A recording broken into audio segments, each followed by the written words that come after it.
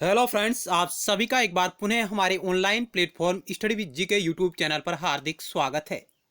इस video series के अंतर्गत मैं आपके समक्ष अप्रैल 2020 के टॉप करंट अफेयर प्रश्नोत्तरी सीरीज आपके समक्ष लेके आया हूं।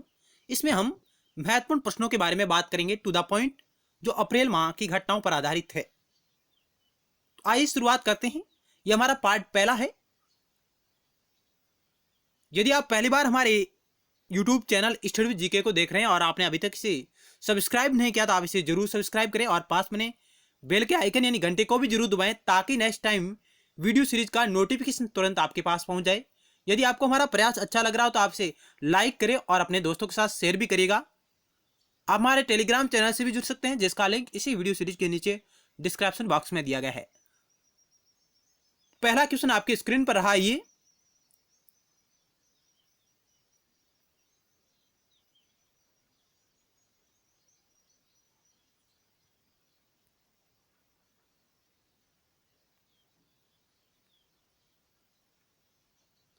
पहला सवाल क्या कह रहा है कि फीफा ने हाल ही में किस देश में होने वाले फीफा अंडर 17 महिला विश्व कप टूर्नामेंट को स्थगित कर दिया। चीन, भारत, पाकिस्तान, रूस। क्या होगा इस क्वेश्चन का राइट आंसर? आप गैस करिएगा।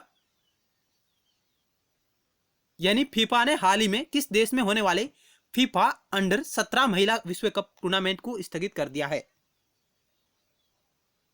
इस क्वेश्चन का ऑप्शन बी राइट होगा, भारत में।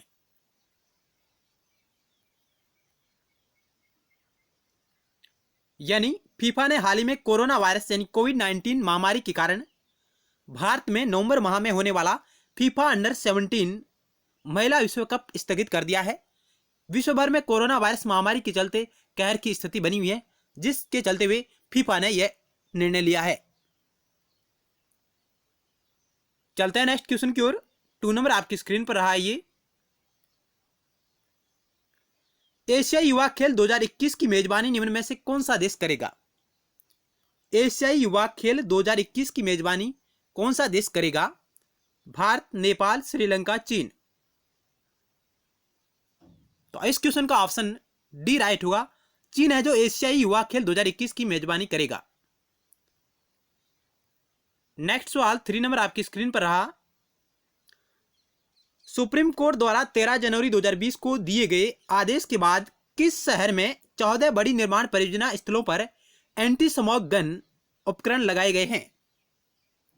Option A Agra, option B Patna, option C Delhi, option D Kanpur. क्या होगा 3 नंबर सवाल का राइट आंसर? आप अनुमान लगेगा।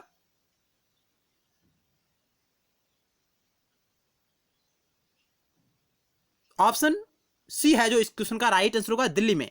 यानी सुप्रीम कोर्ट द्वारा 13 जनवरी 2020 को दिए गए आदेश के मुताबिक दिल्ली शहर में 14 बड़ी निर्माण परियोजनाओं जो स्थल है वहां पर एंटी स्मॉग गन नामक उपकरण लगाया जाएगा।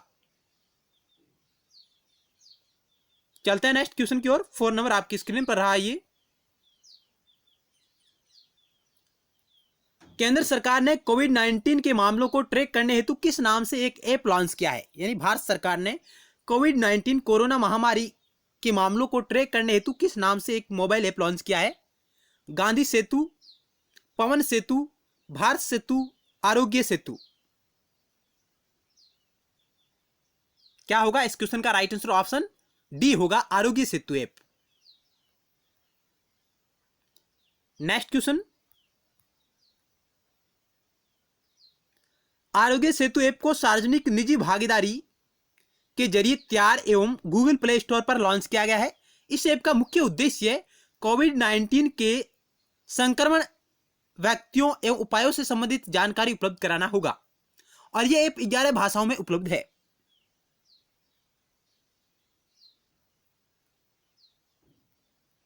Next question. किस संस्था के मुताबिक कोरोना वायरस यानी कोविड-19 महामारी के कारण वर्ष 2020 में वैश्विक अर्थव्यवस्था तकरीबन 1% कम हो सकती है? संयुक्त राष्ट्र एजेंसी, विश्व बैंक, एडीबी, विश्व व्यापार संगठन। किस संस्था के मुताबिक कोरोना वायरस महामारी के कारण वर्ष 2020 में जो वैश्विक अर्थव्यवस्था तकरीबन 1% तक कम हो सकती है, यह अनुमान किसने लगाया है?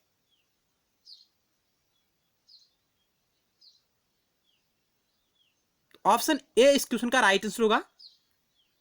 संयुक्त राष्ट्र का जो अंग है सामाजिक एवं आर्थिक परिषद है, उसके द्वारा यह अनुमान जारी किया गया है। नेक्स्ट क्वेश्चन, हाल ही में कृषि और किसान कल्याण मंत्रालय ने कोविड-19 की वजह से उत्पन्न परिस्थितियों के मद्देनजर किस पोर्टल में संशोधन किया है? यानी हाल ही में कृषि और किसान मंत्रालय ने कोरोना महामारी के चलते किस पोर्टल में संशोधन किया है? यहाँ 4 ऑप्शन आपको दिए गए हैं, 4 पोर्टल है, इनमें से वो कौन सा पोर्टल है जिसमें कृषि और किसान कल्याण मंत्रालय ने संशोधन किया है? ई धन, ई नाम, ई कृषि, ई किसान।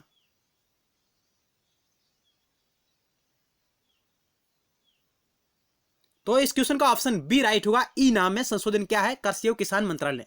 आइए चर्चा करते हैं क्या है ई नाम, उसके बारे में। ई नाम व्यापारियों को किसी दूरस्थ स्थान से बोली लगाने तथा किसानों को मोबाइल आधारित भुगतान प्राप्त करने की सुविधा प्रदान करता है। इससे व्यापारियों को मंडियों या बैंकों में जाने की आवश्यकता नहीं पड़ती है। इस संशोधन के पश्चात पोर्टल में जोड़ी गई विशेषताएं इस प्रकार है, जो कोविड-19 से निपटने की दिशा में महत्वपूर्ण साबित होगी, जो इस संकट की घड़ी में किसानों को अपने खेत के पास से बेहतर कीमतों पर अपनी उपज बेचने में मदद प्रदान करेगी। मंडी अनाज, फल, सब्जियों की आपूर्ति श्रृंखला को बनाए रखने की महत्वपूर्ण भूमिका निभाती है। चलते हैं नेक्स्ट क्वेश्चन की ओर। आप वीडियो को रोककर आसानी से पढ़ सकते हैं। नेक्स्ट 7 नंबर सवाल आपकी स्क्रीन पर रहा। ये किस राज्य सरकार ने हाल ही में यूनिसेफ के साथ मिलकर मोह प्रतिभा कार्यक्रम शुरू किया है? यानी किस राज्य सरकार ने हाल ही में यूनिसेफ के साथ मिलकर मोह प्रतिभा कार्यक्रम शुरू किया? बिहार, पंजाब, ओडिशा, केरल।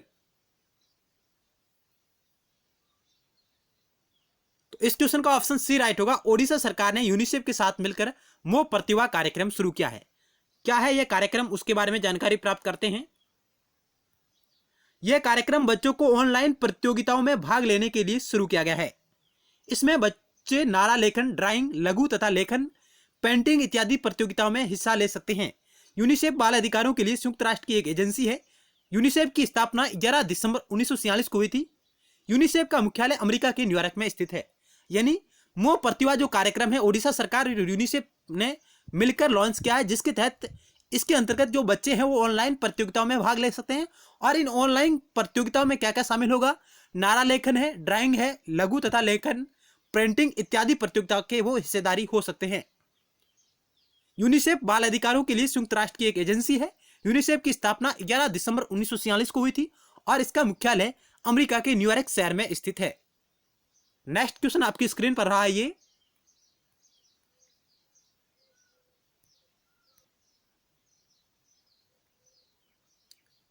8 नंबर सवाल, कैबिनेट ने कोरोना वायरस संकट के बीच प्रधानमंत्री नरेंद्र मोदी के नेतृत्व में कितने साल के लिए सांसद निधि को स्थगित कर दिया है? यानी मोदी जी के नेतृत्व में सांसद निधि को कितने वर्ष के लिए स्थगित कर दिया गया है? 5 साल, 4 साल, 3 साल, 2 साल। तो इस क्वेश्चन का ऑप्शन डी राइट होगा। 2 साल के लिए जो सांसद निधि है उसे स्थगित कर दिया गया है, 2 वर्ष के लिए। केंद्रीय मंत्री प्रकाश जावड़ेकर ने बताया कि सर्वसम्मति से निर्णय के बाद सांसद निधि की तकरीबन पूरी रकम 7,900 करोड़ रुपए भारत की संचित निधि में जमा होगी। बता दें कि हर संसद सदस्य को सांसद निधि के रूप में हर साल 5 करोड़ रुपए की राशि मिलती है। यानी जो प्रत्येक सांसद सदस्य है उसे सांसद निधि के माध्यम से प्रति वर्ष 5 करोड़ रुपए की राशि खर्च करने के लिए मिलती है, जो वह अपने क्षेत्र के विकास कार्यों में खर्च कर सकता है। सांसदों को उनकी संसदीय क्षेत्र की जरूरतों के आधार पर जिला प्रशासन को कुछ कार्यों को कराने का सुझाव देना होता है और वे राशि इस प्रकार खर्च करते हैं। तो मुख्य कहने का मतलब यह है कि सांसद निधि के माध्यम से भारतीय संसद के प्रत्येक सदस्य को 5 करोड़ रुपए की राशि आवंटित की जाती है विकास कार्यों में लगाने हेतु, जिसे हाल ही में मोदी सरकार ने 2 साल के लिए स्थगित कर दिया है और यह रकम भारत की संचित निधि में जमा की जाएगी। नेक्स्ट क्वेश्चन, किस देश के पूर्व प्रधानमंत्री महमूद जिब्रिल का कोविड-19 से जुड़ी जटिलताओं के चलते हाल ही में निधन हो गया? यानी किस देश के प्राइम मिनिस्टर महमूद जिब्रिल का कोविड-19 से जुड़ी जटिलताओं के चलते हाल ही में निधन हो गया, ये चर्चा में रहे हैं? लीबिया, सीरिया, तुर्की, इराक। तो 9 नंबर सवाल का ऑप्शन ए राइट होगा। लीबिया के पूर्व प्राइम मिनिस्टर थे महमूद जिब्रिल। नेक्स्ट सवाल 10 नंबर, केंद्र सरकार ने किस योजना के तहत कोरोना वायरस का मुफ्त परीक्षण और उपचार प्रदान करने का निर्णय लिया है? प्रधानमंत्री सुकन्या समृद्धि योजना के तहत, आयुष्मान भारत योजना के तहत, प्रधानमंत्री जनधन योजना के तहत, ऑपरेशन ग्रीन मिशन के तहत। केंद्र सरकार ने किस योजना के तहत कोरोना वायरस का मुफ्त परीक्षण और उपचार प्रदान करने का निर्णय लिया है? तो ऑप्शन बी राइट होगा। आयुष्मान भारत योजना के तहत यह निर्णय लिया गया है कि कोरोना महामारी के चलते इसके तहत मुफ्त इलाज और उपचार किया जाएगा।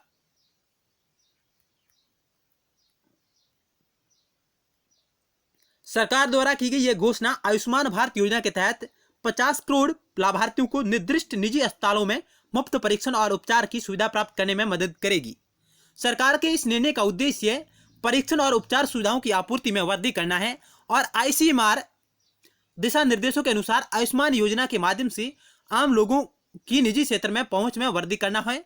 योजना के लाभार्थियों को मुफ्त परीक्षण और उपचार की सुविधा उपलब्ध कराने का निर्णय कोविड-19 महामारी के प्रति भारत के प्रयासों को और मजबूती प्रदान करेगा और आयुष्मान भारत योजना विश्व की सबसे बड़ी स्वास्थ्य योजना मानी जा रही है और इसी के तहत कोविड-19 महामारी के चलते इसके तहत जो उपचार है वो निःशुल्क प्रदान किया जाएगा।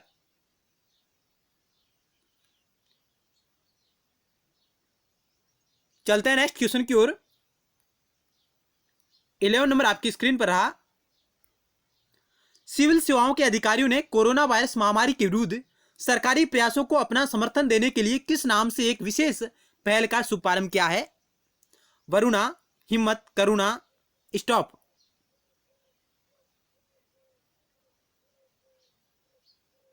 तो इस क्वेश्चन का ऑप्शन सी राइट होगा। सिविल सेवा के अधिकारियों ने कोरोना वायरस महामारी के विरुद्ध सरकारी प्रयासों को अपना समर्थन देने के लिए करुणा नाम से एक विशेष अभियान की शुरुआत की है। करुणा नाम से क्या है करुणा, ये इसके बारे में चर्चा करते हैं। इस करुणा पहल का शुभारंभ भारतीय प्रशासनिक सेवा आईएएस और भारतीय पुलिस सेवा आईपीएस समेत केंद्रीय सिविल सेवा के अधिकारी संघ द्वारा किया गया है। करुणा एक प्रकार का विशेष सहयोगी मंच है जिसके तहत कोरोना वायरस महामारी से लड़ने के लिए सिविल सेवक, उद्योगपति, गैर सरकारी संगठनों के पेशेवर और आईआईटी पेशेवर एक साथ मिलकर काम करेंगे। इस पहल के माध्यम से कोविड-19 से निपटने के लिए सरकार के 11 सशक्त समूह के प्रयासों को सहायता देने के लिए जिला स्तर तक फैले अधिकारियों और विशेषज्ञों के एक नेटवर्क का प्रयोग किया जाएगा। इस प्रकार ये करुणा अभियान भारतीय सिविल सेवा के अधिकारियों द्वारा एक लॉन्च की गई पहल है।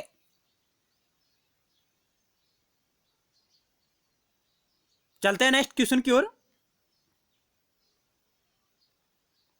भारतीय रेलवे ने देश में कोरोना वायरस कोविड-19 के बढ़ते प्रकोप के बीच किस नाम से काफी सस्ता वेंटिलेटर तैयार किया है? अमर नाम से, त्याग नाम से, प्रेम नाम से, जीवन नाम से। तो 12 नंबर सवाल का ऑप्शन डी राइट होगा।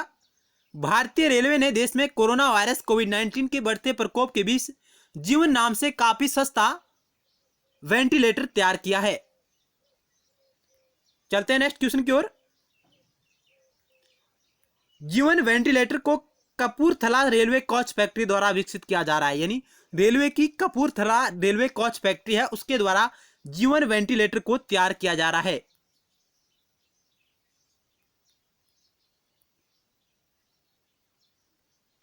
विश्व स्वास्थ्य दिवस प्रतिवर्ष निम्न में से किस दिन मनाया जाता है? वर्ल्ड हेल्थ डे प्रतिवर्ष किस तारीख को मनाया जाता है? 7 अप्रैल, 5 मार्च, 10 फरवरी, 20 जनवरी। ऑप्शन ए राइट होगा। प्रतिवर्ष 7 अप्रैल को विश्व स्वास्थ्य दिवस मनाया जाता है स्वास्थ्य के प्रति लोगों को जागरूक करने के लिए। इस वर्ष यानी 2020 के लिए स्वास्थ्य दिवस की थीम थी नर्सों एवं मिडवाइफों का समर्थन करें, सपोर्ट नर्सेज एंड मिडवाइफ। विश्व स्वास्थ्य संगठन की प्रथम विश्व स्वास्थ्य सभा वर्ष 1948 में आयोजित की गई थी, यानी विश्व स्वास्थ्य संगठन की प्रथम विश्व स्वास्थ्य सभा वर्ष 1948 में आयोजित हुई थी तथा विश्व स्वास्थ्य दिवस मनाने की शुरुआत 1950 में हुई है।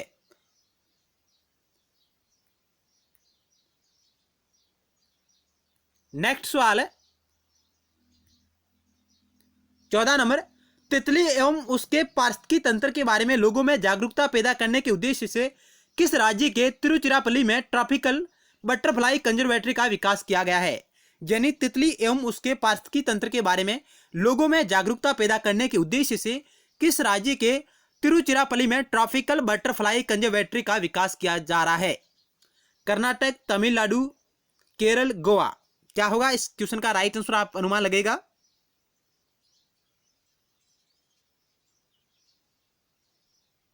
ऑप्शन बी है जो इस क्वेश्चन का राइट आंसर होगा, तमिलनाडु में। चलते हैं नेक्स्ट क्वेश्चन की ओर। तमिलनाडु के ट्रॉपिकल बटरफ्लाई कंजर्वेटरी अपर अनाकाई रिजर्व फॉरेस्ट में स्थित है, जो तिरुचिरापल्ली में कावेरी और कोलिडम नदियों के बीच स्थित है, और कोलिडम दक्षिणी पूर्वी भारत की एक नदी है। यानी जो ट्रॉपिकल बटरफ्लाई कंजर्वेटरी है वह तमिलनाडु के अपर अनाइकट्टर रिजर्व फॉरेस्ट में स्थित है, और तिरुचिरापल्ली में कावेरी और कोल्डम नदियों के बीच स्थित है, और कोल्डम दक्षिणी पूर्वी भारत की एक महत्वपूर्ण नदी है।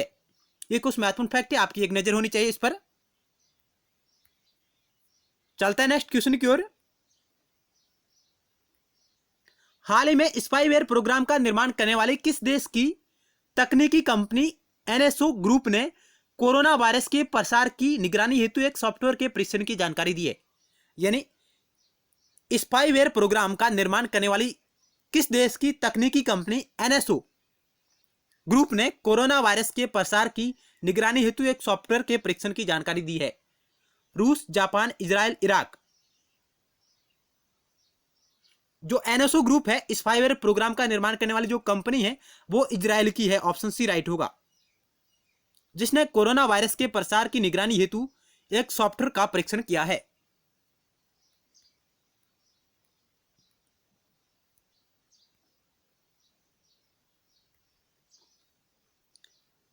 सोलह नंबर सवाल, हाल ही में किस आईआईटी ने वेंटिलेटरों की बढ़ती मांग को पूरा करने के लिए प्राणवायु नामक कम लागत वाला पोर्टेबल वेंटिलेटर विकसित किया है?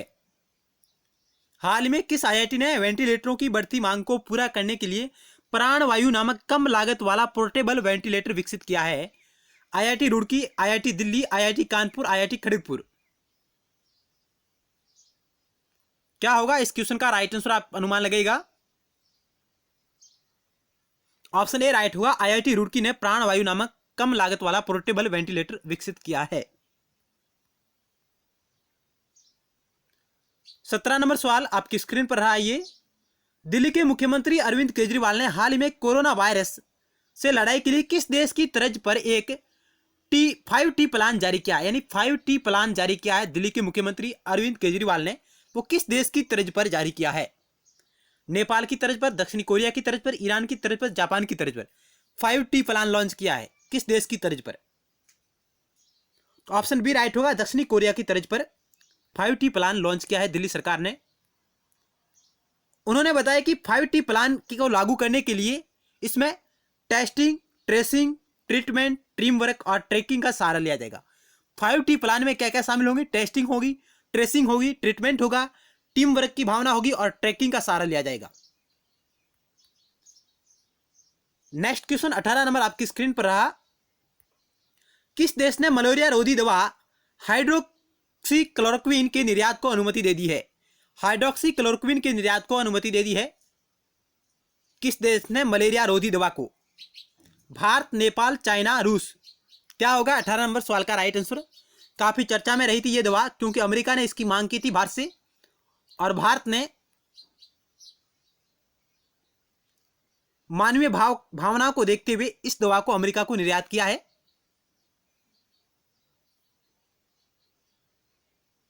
ऑप्शन ए राइट होगा, भारत सरकार ने अमेरिका को निर्यात की है। चलते हैं नेक्स्ट क्वेश्चन की ओर। किस देश में तुत्सी समुदाय के खिलाफ नरसंहार पर अंतर्राष्ट्रीय दिवस मनाया गया? हाल ही में किस देश में तुत्सी समुदाय के खिलाफ नरसंहार पर अंतर्राष्ट्रीय दिवस मनाया गया है? Kenya, Rwanda, Somalia, Zambia. यानी तुत्सी समुदाय के खिलाफ किस देश में नरसंहार हुआ था और उसके खिलाफ प्रतिवर्ष अंतर्राष्ट्रीय नरसार दिवस मनाया जाता है? ऑप्शन बी राइट होगा। रवांडा के तुसी समुदाय जो नरसार हुआ था, जहां कई लोगों की जानें गई थी, उसके खिलाफ अंतर्राष्ट्रीय नरसार दिवस मनाया जाता है। तो आइए इसके बारे में विशेष क्या जानकारी है। रवांडा में तुसी के खिलाफ 1994 के नरसार में अंतर्राष्ट्रीय दिवस 7 अप्रैल 2020 को संयुक्त राष्ट्र द्वारा मनाया गया। यानी रवांडा में तुसी समुदाय के खिलाफ 1994 के नरसार पर अंतर्राष्ट्रीय दिवस 7 अप्रैल 2020 को संयुक्त राष्ट्र द्वारा मनाया गया। रवांडा हर साल अप्रैल में अपने वार्षिक 100 दिनों के शो की शुरुआत करता है, जो तुस्सी अल्पसंख्यकों के खिलाफ नरसार की याद दिलाता है। रवांडा नरसार तुस्सी और हुतू समुदाय के लोगों के बीच हुआ था। ये एक जातीय संघर्ष था। यानी रवांडा नरसार है जो तुस्सी और हुतू समुदाय के लोगों के बीच हुआ था, जो एक जातीय संघर्ष था। करीब 100 दिनों तक चले इस नरसार में 5 लाख से लेकर 10 लाख लोग मारे गए थे। तब से यह संख्या पूरे देश की आबादी की करीब 20% के बराबर थी। आप वीडियो को रोककर इस जानकारी को आसानी से पढ़ सकते हैं। चलते हैं नेक्स्ट क्वेश्चन की ओर।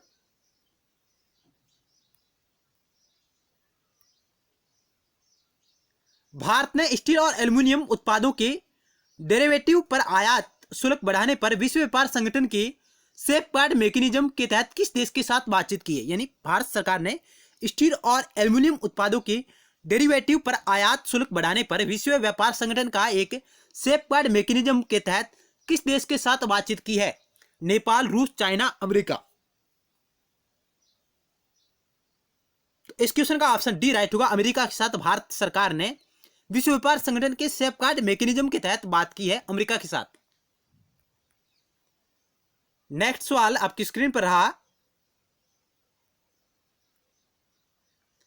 केंद्रीय मानव संसाधन विकास मंत्रालय ने कोविड-19 एवं भविष्य की चुनौतियों का सामना करने के लिए किस चैलेंज की शुरुआत की है? हमसफर, ताकत, समाधान, लोकनायक।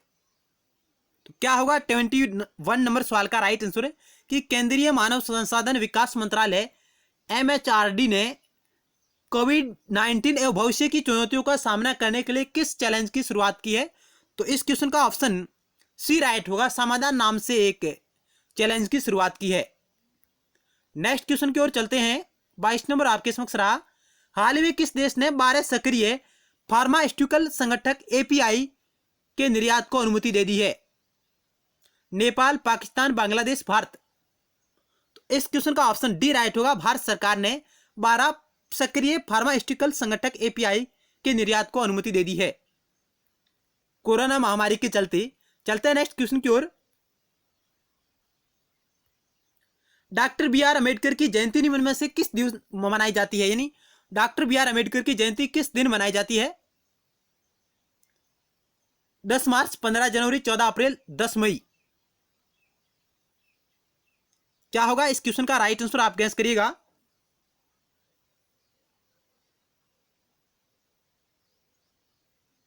ऑप्शन सी राइट होगा। 14 अप्रैल को प्रतिवर्ष BR अम्बेडकर की जयंती मनाई जाती है। यह भारतीय संविधान की प्रारूप समिति के अध्यक्ष थे। इन्होंने भारतीय संविधान के अंतर्गत बहुत अच्छा कार्य किया था और भारत के प्रथम विधि मंत्री भी रहे हैं ये BR अम्बेडकर। और इनकी 129वीं जो जयंती है 2020 को मनाई गई है, 14 अप्रैल 2020 को। चलते हैं नेक्स्ट क्वेश्चन की ओर।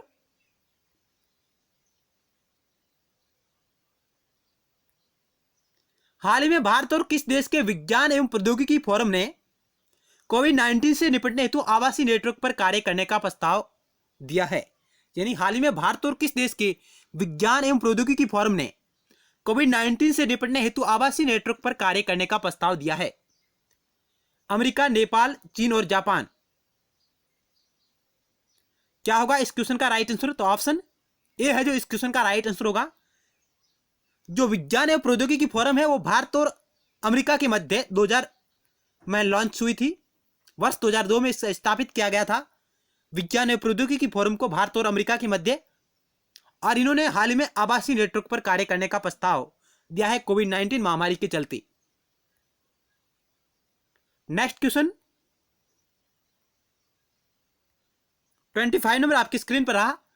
अटल इनोवेशन मिशन, नीति आयोग और राष्ट्रीय सूचना विज्ञान केंद्र ने 13 अप्रैल 2020 को संयुक्त रूप से किस सॉफ्टवेयर को लॉन्च किया है? यानी अटल इनोवेशन मिशन, नीति आयोग, राष्ट्रीय सूचना विज्ञान केंद्र ने मिलकर 13 अप्रैल 2020 को संयुक्त रूप से किस सॉफ्टवेयर को लॉन्च किया है? इनोवेशन, संयुक्त, कॉल ब्रेकेड, हिमखंड। क्या होगा इस क्वेश्चन का राइट आंसर?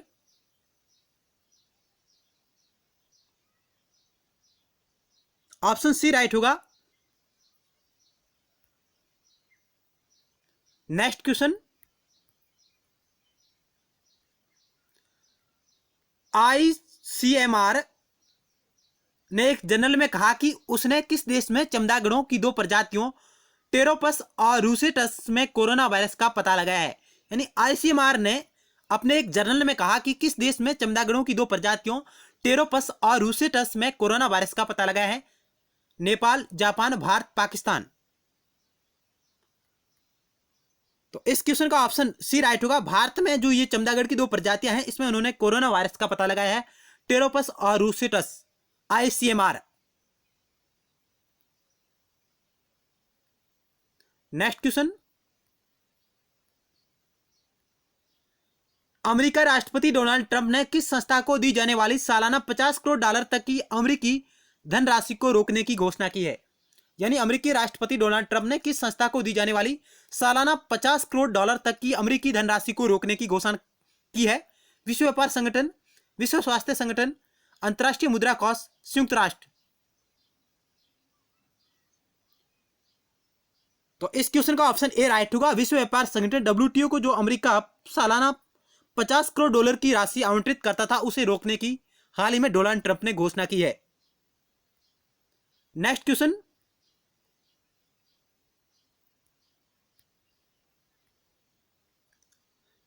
नंबर, भारतीय रिजर्व बैंक यानी आरबीआई के किस पूर्व गवर्नर को आईएमएफ की प्रमुख के बाहरी सलाहकार नियुक्त किया गया? यानी भारतीय रिजर्व बैंक के किस पूर्व गवर्नर को आईएमएफ की प्रमुख के बाहरी सलाहकार नियुक्त किया गया है? उर्जित पटेल, विमल जालाना, सी रंगराजन, रघुराम राजन। क्या होगा इस क्वेश्चन का right answer? Option D right होगा। रघुराम राजन जो आरबीआई के पूर्व गवर्नर रह चुके हैं, इन्हें आईएमएफ के प्रमुख की बाहरी सलाहकार समिति का सलाहकार नियुक्त किया गया है।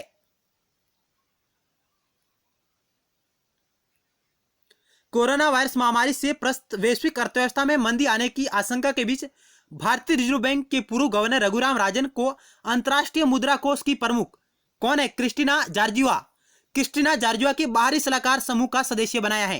यानी रघुराम राजन को आईएमएफ की प्रमुख क्रिस्टीना जॉर्जिवा के बाहरी सलाहकार समूह का सदस्य नियुक्त किया गया है। और रघुराम राजन वर्तमान में शिकागो यूनिवर्सिटी में प्रोफेसर के कार्य कर रहे हैं, कार्यरत हैं रघुराम राजन। नेक्स्ट क्वेश्चन,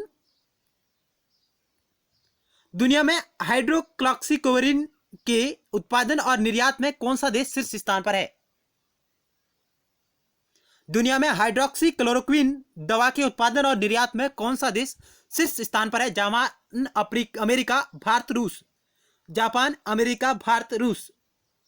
तो इस क्वेश्चन का ऑप्शन सी राइट होगा। भारत है जो नंबर 1 पर है। और यह दवा मलेरिया रोगी है। मलेरिया के उपचार में इस दवा का उपयोग किया जाता है। नेक्स्ट सवाल, भारतीय सेना ने सियाचिन दिवस मनाया निम्न में से किस तारीख को? भारतीय सेना सियाचिन दिवस प्रतिवर्ष किस तारीख को मनाती है? 12 अप्रैल, 13 अप्रैल, 13 मार्च, 15 जून। ऑप्शन बी राइट होगा। प्रतिवर्ष 13 अप्रैल को भारतीय सेना द्वारा सियाचिन दिवस मनाया जाता है। इस दिन को ऑपरेशन मेघदूत के तहत भारतीय सेना के साहस को याद करने के लिए मनाया जाता है। यह दिन यानी 13 अप्रैल का दिन दुश्मन के सफलतापूर्वक मातृभूमि की सेवा करने वाले सियाचिन योद्धाओं का सम्मान करता है। ऑपरेशन मेघदूत 13 अप्रैल 1984 को लॉन्च किया गया था। प्रतिवर्ष भारतीय सेना विश्व के सबसे ठंडे और उच्चतम युद्ध क्षेत्र को सुरक्षित करने वाले भारतीय सेना के सैनिकों के साहस को प्रदर्शित करने की याद करती है। यानी सियाचिन जो ग्लेशियर है दुनिया का सबसे ऊंचा युद्ध स्थल रहा है और इसमें 13 अप्रैल 1984 को भारतीय सेना द्वारा ऑपरेशन मेघदूत चलाया गया था। आतंकवादियों के विरुद्ध।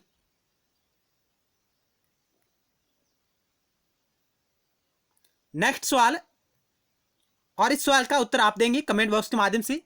किस देश ने भारत को 15.5 करोड़ डॉलर की मिसाइल टारपीडो की बिक्री को मंजूरी दी है?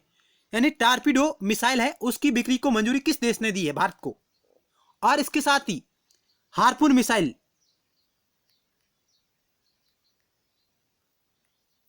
टारपीडो और हार्पून मिसाइल भारत को कौन सा देश निर्यात कर रहा है? नेपाल, चाइना, रूस, अमेरिका। इस क्वेश्चन का आंसर आप कमेंट बॉक्स के माध्यम से हमें दे गए। तो धन्यवाद। इस वीडियो सीरीज के अंतर्गत हमने अप्रैल माह की घटनाओं पर आधारित महत्वपूर्ण प्रश्नों के बारे में चर्चा की। मिलते हैं नेक्स्ट पार्ट को लेकर नेक्स्ट टाइम। धन्यवाद।